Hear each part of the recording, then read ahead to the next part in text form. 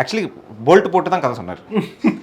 Bolt போட்டு அது வந்து ஃபிகர் ஆஃப் ஸ்பீச் இல்லை. ஐயோ போல்ட் போட்டு தான் கதை சொன்னார். 3 மணி நேரம் சொன்னாருங்க. கரெக்டாக கதை கேட்டு முடிச்சு செக் வாங்கிட்டு ஃப்ளைட் ஏறி போயிட்டேன்.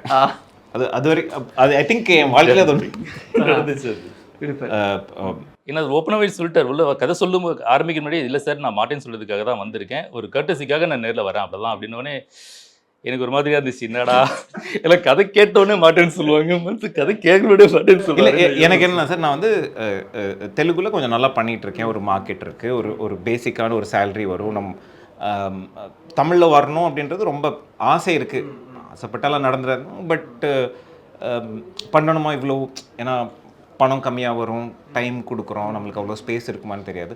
ஆனால் கதை கேட்கும்போது என்னென்னா அப்போவே வந்து காஸ்ட் ரெடி ஆச்சு. சந்தோஷ் ஆல்ரெடி படத்தில் இருந்தார்.